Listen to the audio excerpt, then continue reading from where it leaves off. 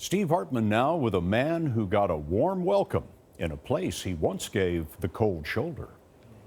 Inside this ice shanty in northern Minnesota, Oh, here we go. there's a fish out of water. Oh, yeah, look at that. And I'm not talking about the walleye. Is that a keeper or is that a tosser? Chris Ingraham, dressed in his pea coat and snow boots with the tag still on, appears equally out of place. Yeah. Chris works for the Washington Post, and the only reason he's out here is because of an article he wrote in 2015. The article was about a seemingly innocuous U.S. Department of Agriculture study that ranked counties in the country based on scenery and climate. And in that article, Chris concluded, the absolute worst place to live in America is, drum roll please, Red Lake County, Minnesota. And that was it. Yeah, so I published a story. Yeah. Story goes up at like 9:32 on a Monday. By 9:37, the hate mail started rolling in. No way. Like on social media, and it was just fast and furious, and it was like nothing I'd ever seen before. And all of it from the same zip code.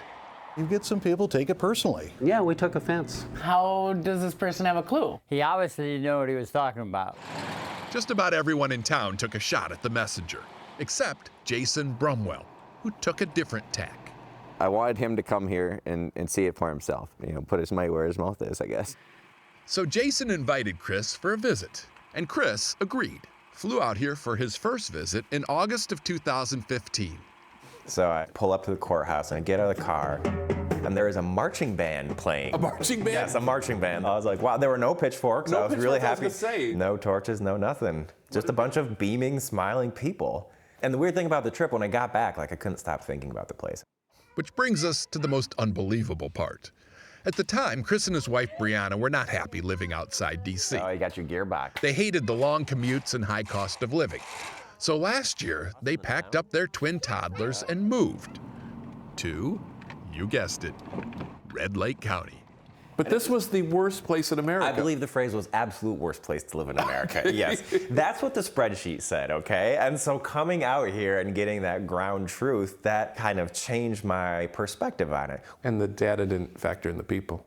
It did not factor in the people, no. Hey, Chris. Hey. Today, Chris still writes for the Post, but he works from home, giving him lots more time to spend with his family and all those internet trolls he now considers friends.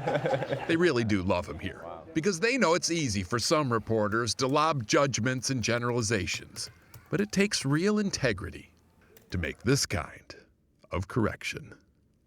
Steve Hartman, on the road in Red Lake County, Minnesota.